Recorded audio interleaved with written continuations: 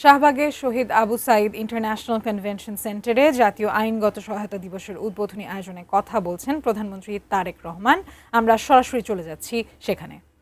কারাগারে এমন অনেককে দেখেছি যারা শুধুমাত্র আর্থিকভাবে অসচ্ছল হওয়ার কারণে বছরের পর বছর ধরে বিনা বিচারে কারাগারে থাকতে বাধ্য হচ্ছেন বা হয়েছেন।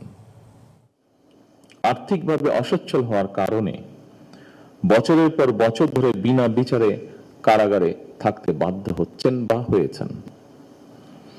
একজন মানুষ অর্থের অভাবে ন্যায় বিচার থেকে বঞ্চিত হওয়া একটি গণতান্ত্রিক রাষ্ট্রের কাম্য নয়। অবশ্যই এমন বাস্তবতায় আজকের এই আলোচনা বিশেষ তাৎপর্যপূর্ণ। অবশ্যই সম্মানিত উপস্থিতিবৃন্দ, যে কোনো রাষ্ট্র এবং সমাজের অগ্রগতি ও শান্তির ভিত্তি হচ্ছে ন্যায় বিচার। সব যুগেই মানুষ যা চেয়েছে তা হলো বৈষম্যহীন একটি সমাজ ব্যবস্থা, যেখানে তারা সমমর্যাদা এবং অধিকার নিয়ে বসবাস করবে।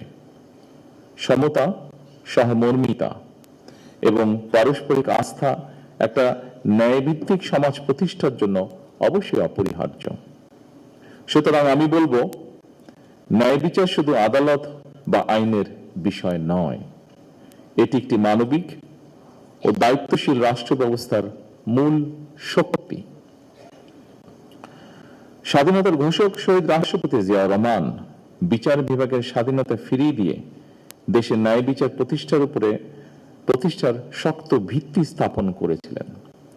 সেই ধারাবাহিকতায় সাবেক প্রধানমন্ত্রী বেগম খালেদা জিয়া মানুষের ন্যায় বিচার পাওয়ায় সুগম করতে লিগ্যাল এইড ফান্ড তৈরি করেছিলেন।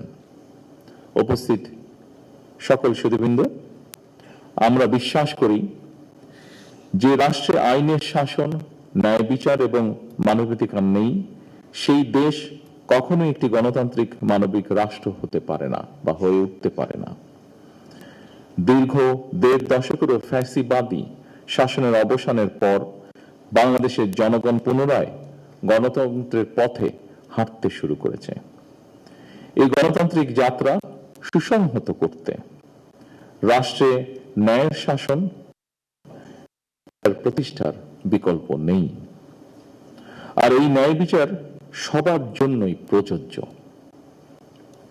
একজন মানুষও যাতে অর্থের অভাবে অ্যাক্সেস টু জাস্টিস থেকে বঞ্চিত না হয়, সেই লক্ষ্যকে সামনে রেখে সরকার লিগ্যাল এইড কর্মসূচি অব্যাহত রেখেছে। একজন ভুক্তভোগী টাকার অভাবে আইনজীবী সহায়তা নিতে পারবে না, এমনটা যেন না হয়, সেটি সরকার চেষ্টা করবে সর্বতোভাবে নিশ্চিত করতে। আর্থিকভাবে সামর্থ্যবান নয় এমন মানুষদের জন্য অ্যাক্সেস টু জাস্টিস নিশ্চিত করতে সরকার সুনির্দিষ্ট পরিকল্পনা গ্রহণ করেছে।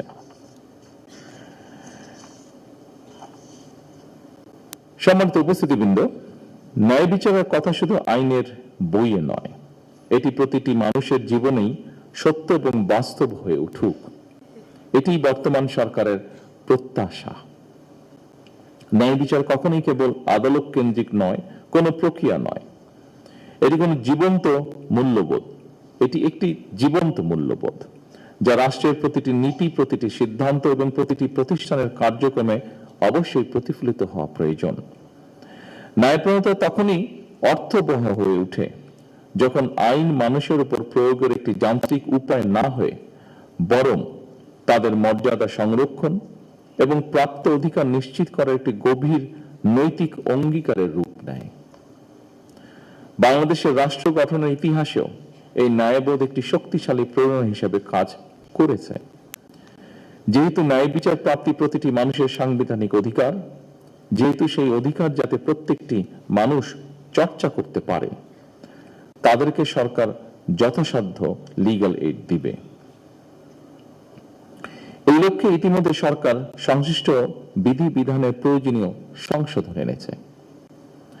সম্মানিত সকল উপস্থিতিবৃন্দ, সারা বিশ্বে একটি কথা বিশেষভাবে প্রচলিত, সেটি হচ্ছে justice delayed is justice denied, অর্থাৎ বিচার বিলম্ব মানেই বিচার অস্বীকার। এই বাস্তবতা মাথায় রেখে লিগ্যাল এইডের মাধ্যমে মামলার আগেই মধ্যস্থতার মাধ্যমে বিরোধ নিষ্পত্তির উদ্যোগ নেওয়া হয়েছে, যার একটি ঘটনা আমরা আজকে এখানে শুনেছি। এই ব্যবস্থার মাধ্যমে ইতিমধ্যেই দেশের বিভিন্ন জেলায় কয়েক হাজার বা তারও বেশি হবে, হাজারেরও বেশি হবে, বিরোধ বিবাদ স্বল্প সময় এবং খুব কম খরচে আদালতের বাইরেই নিষ্পত্তি করা সম্ভব হয়েছে। অনেক ক্ষেত্রে কয়েক মাস বা বছরের পরিবর্তে বরং কয়েকটি বৈঠকের মাধ্যমেই সমস্যার সমাধানগুলো করা সম্ভব হয়েছে। এতে আদালতের উপর চাপ কমেছে, সরকারের খরচও হ্রাস পেয়েছে। অনেক সময় মানুষ সমস্যায় পড়লে প্রাথমিকভাবে সঠিক পরামর্শ না পাওয়ার কারণে একদিকে সাধারণ বিরোধ বড় হয় এবং পরবর্তীতে তা জটিল রূপ ধারণ করে। ফলে অনেক সময় মানুষ বিচার বিমুখ হয়ে যায় কিংবা ন্যায় বিচার থেকে বঞ্চিত হয়। সুতরাং মানুষ যেন সহজে প্রাথমিক আইনি পরামর্শ গ্রহণ করতে পারে, এক্ষেত্রে সরকারের লিগ্যাল এইড হেল্পলাইন আরো কার্যকর ভূমিকা রাখবে বলে ব্যক্তিগতভাবে একজন নাগরিক হিসেবে আমি সেটি আশা করি। সম্মানিত সকল উপস্থিতিবৃন্দ, প্রতিটি মানুষের মনে এমন বিশ্বাস থাকতে হবে যে জনগণের যে কোনো প্রয়োজনে রাষ্ট্র তাদের পাশে রয়েছে। লিগ্যাল এইড সেই বিশ্বাসেরই একটি প্রতিফলন বলে আমি বিশ্বাস করি। আসুন আমরা সবাই মিলে একটি ন্যায়বৃদ্ধি মানবিক রাষ্ট্র গড়ে তুলি, যেখানে ন্যায় বিচারই হবে শেষ কথা আমাদের। আমি জাতীয় আইনগত সহায়তায় কেউ উদ্যোগের সার্বজনীন সাফল্য কামনা করি। সবাইকে আন্তরিকভাবে ধন্যবাদ। আল্লাহ হাফিজ। বাংলাদেশ জিন্দাবাদ।